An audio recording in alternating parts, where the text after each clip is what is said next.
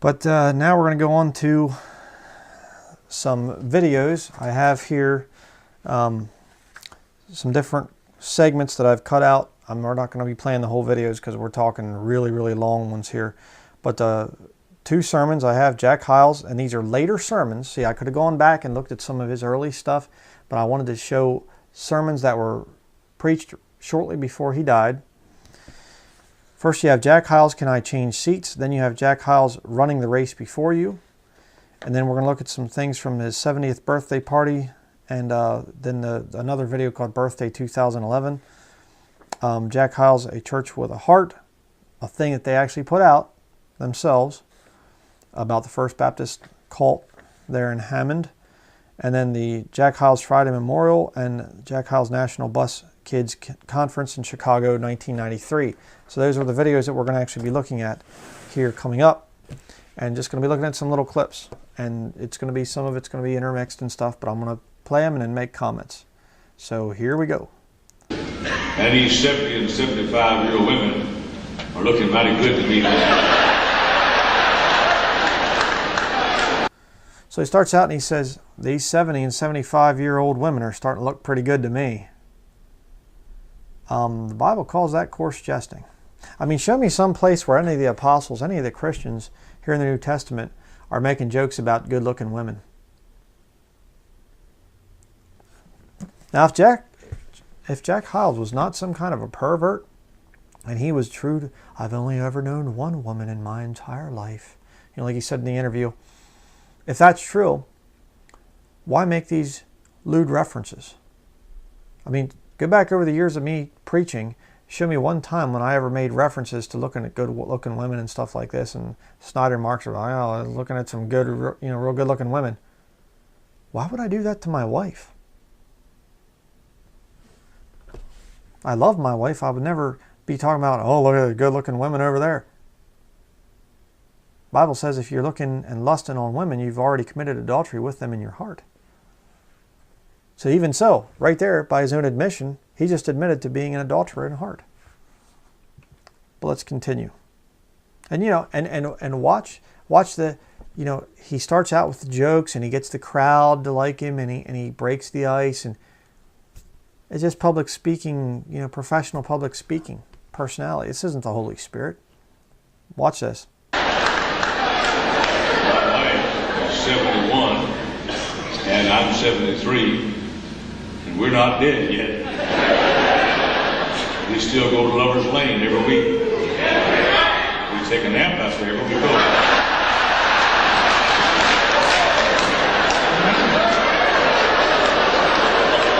Let me say to the heretic that preceded me, just because there's snow on the roof don't mean the fire's out in the furnace.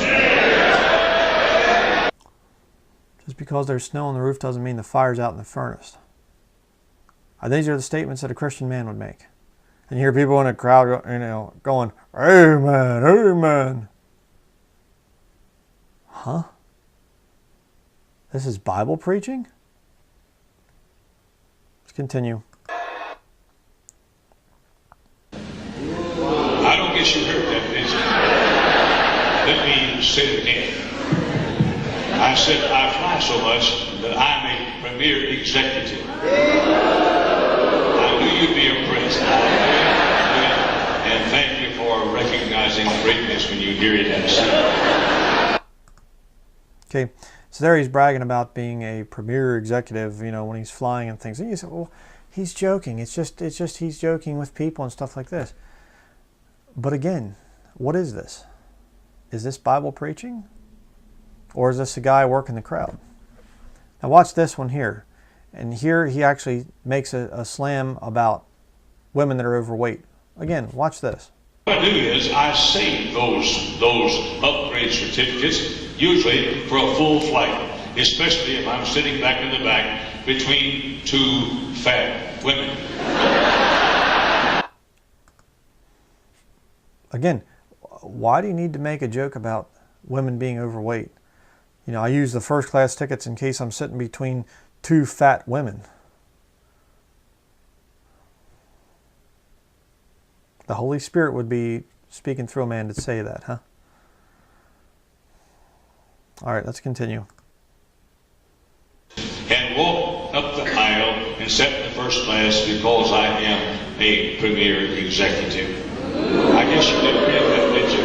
Because I am a premier executive. Let me ask you a question. Did you ever think that you would hear and be in the same room with a premier executive? I know that. I know how you feel about that. And I certainly understand, and I congratulate you because of the company that you're keeping tonight. You go from 73 to 74, then 74 to 75, where all the women are ugly.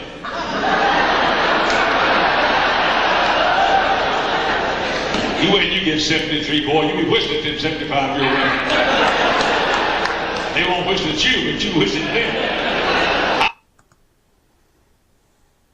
Again, you know, and people say, well, it's really not that bad. It's really not, you know, what big thing and stuff. But is this the way a Bible-believing preacher preaches? I mean, really? You know, this is the way a man of God would speak? Talking about whistling at 75-year-old women and stuff? Whistling at any woman. Let's continue. Like this baptistry is here, except right back there in the middle was this very attractive blonde. And so I got to look at a pretty blonde while I was preaching. And look at those. Again, you know, here we have another sermon, and, you know, he's talking about another pretty woman that he's looking at. Now, keep in mind, this is not in his youth. This is not in his days when he was a young man and whatever else. This is when he's old. Just around the time that he was going to die soon. And he's still going off about good-looking women and whistling at women and things and making sexual innuendos and stuff. Now, if the guy was not a pervert, why would he be talking like this in his sermons?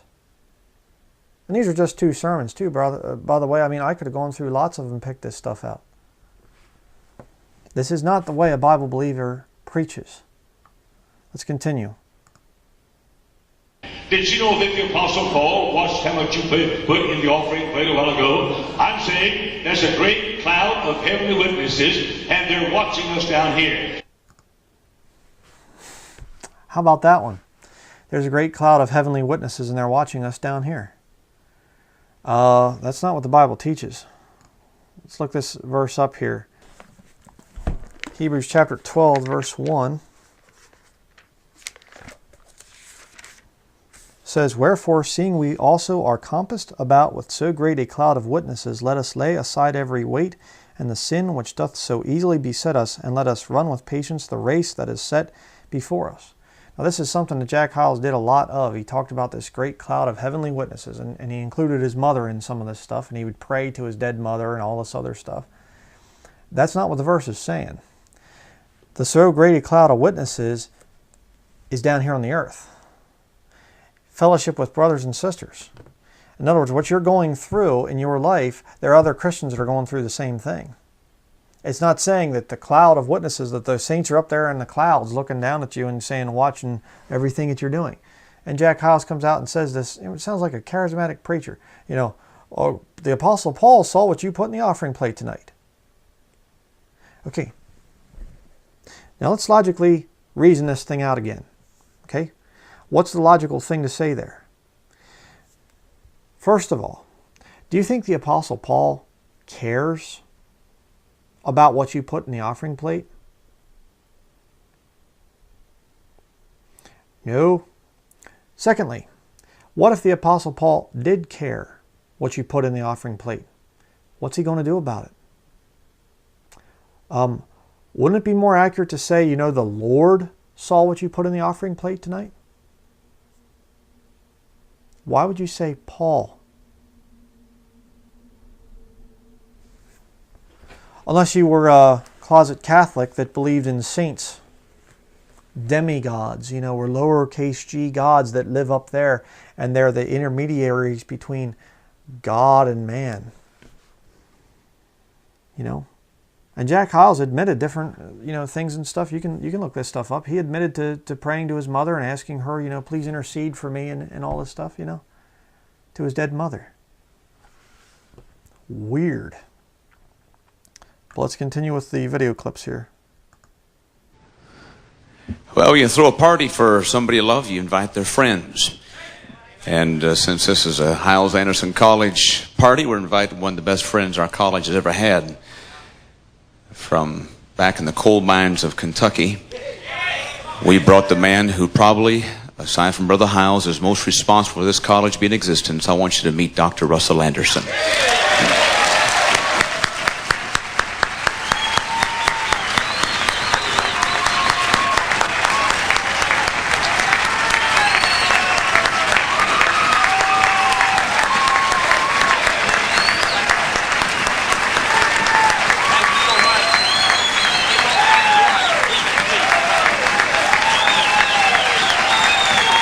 Thank you.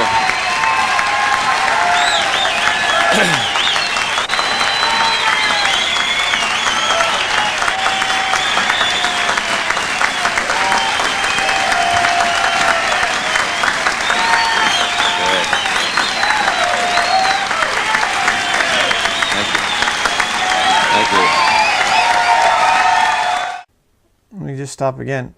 What's with all the cheering? Okay, a round of applause or something like that, and then sit down and shut up.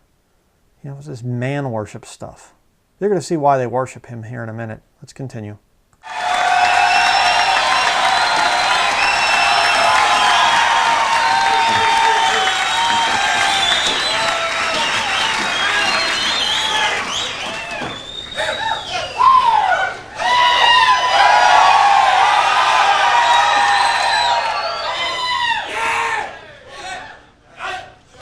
I thought this was a Baptist group. I think it's Pentecostal. What a great honor it is for me to be here today and to be with my buddy, my preacher, my friend, Dr. Jack Hyles. I counted it a great honor when Dr. Scott called me and asked me if I would come. And if I could get away from my business, I said, nothing's more important than that. I'll be there. And Dr. Malone, that was a great message. I don't know if he's left yet or not, but I needed that, and I'm sure God will use that message today. It's already announced I'm an ex-coal miner. I left Kentucky in 1955 and came to Michigan. And then I heard the gospel when I was 28 years old, never had been told how to be saved. In 1959, I got saved. September 13th, 1959. And a few weeks after that, my pastor invited me to go to Tom Malone's church, Dr. Malone's church, and a Bible conference. Been a new Christian, 6 to 7 weeks old in the Lord. I'd already seen 10, 11 of my family saved, including my mother. And so who was speaking there but Dr. Jack Hyles and Dr. John R. Rice. And then when I heard Dr. Jack Hyles speak and Dr. John R. Rice, I began to follow them around the Detroit metropolitan area and hear them. And then I began to come back to our church, and I said, let's get those men at our church. And I'll tell how many converts and how many people was baptizing. And I'll tell you something you won't believe. Some of them criticized them. They didn't like them. And so, but when I compared what they were doing with what Dr. Hyles and the results, how God was blessing his ministry, so I chose to follow Dr. Jack Hyles.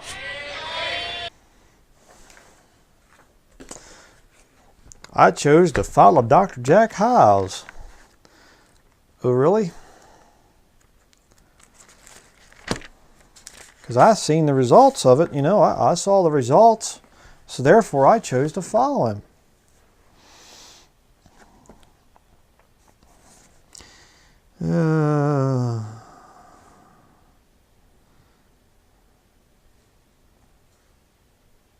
Okay, 1 Timothy chapter 6, verse 5. Perverse disputings of men of corrupt minds and destitute of the truth, like Jack Hyles, supposing that gain is godliness, from such withdraw thyself.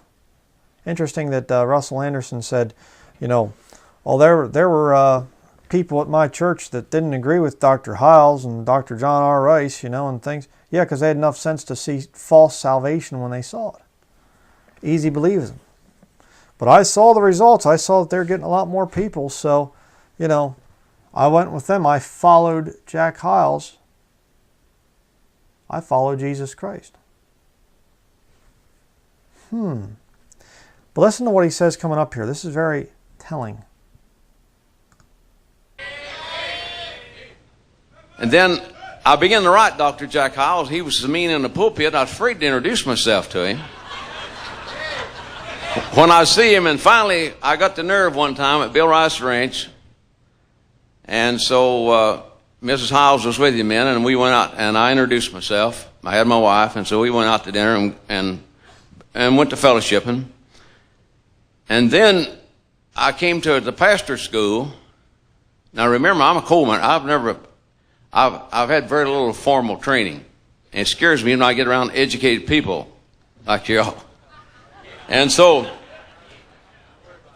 then came to pastor school, and then in pastor school, as a young businessman, I found out some principles that Dr. Jack Hyles was using at First Baptist Church to make it grow, and I said, I should apply a lot of those to my business. And I did, and built the largest drywall business in Ypsilanti. Then I became the largest building supply distributor, and then from there to apartments. And then many more investors, became a builder. I often tell Dr. Jack Hyles, when I'm around him, he and other great educators and the faculty here, I don't know many of those big $2 words like Dr. Malone used. Or your instructors are used. Now I know a lot of two-syllable words.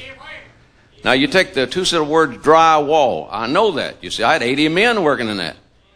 Then you take the two-syllable word apartments. I own over 400 of them. I know that. And then you take trucking. I own a trucking company. So I two-syllable words. Understand? And then I came across that two-syllable word money. I like that,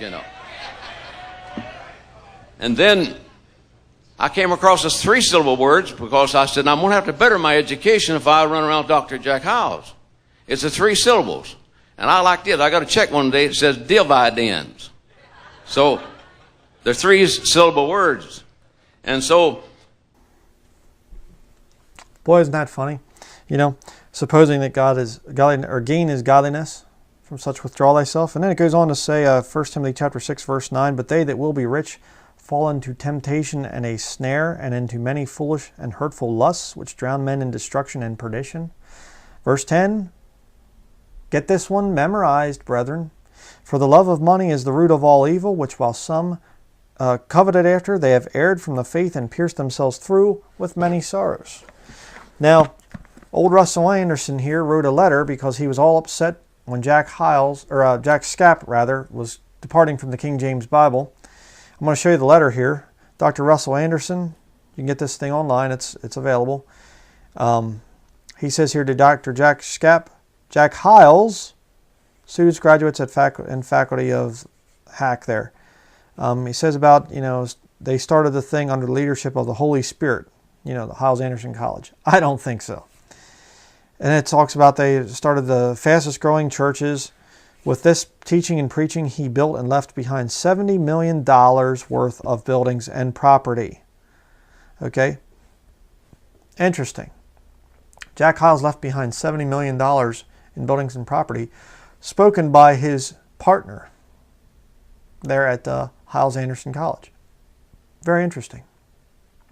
And it's interesting, too, because Adolf Hitler talked about, it's in the book by Edmund Paris about the Jesuits. I can't think of the title right now, but it says in there that Adolf Hitler based much of his governmental organization after the Jesuit order.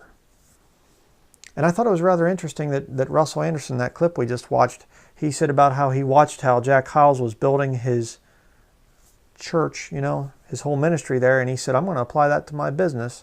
And all of a sudden, he's making all kinds of money.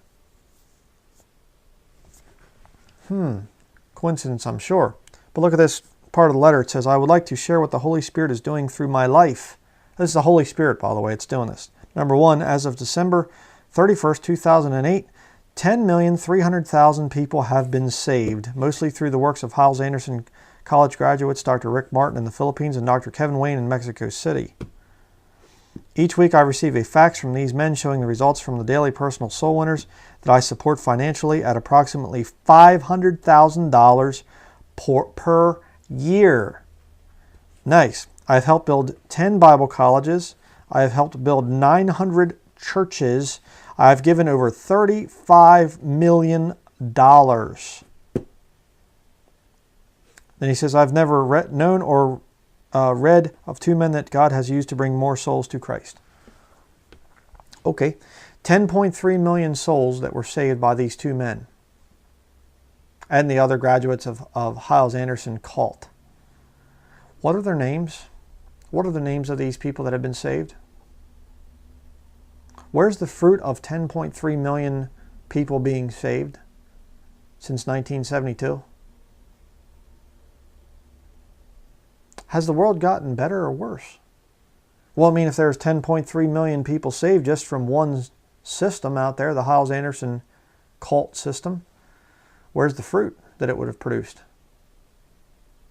I mean, you have, just a few thousand people being saved there in the day of Pentecost. Show you the verse. Acts chapter 2.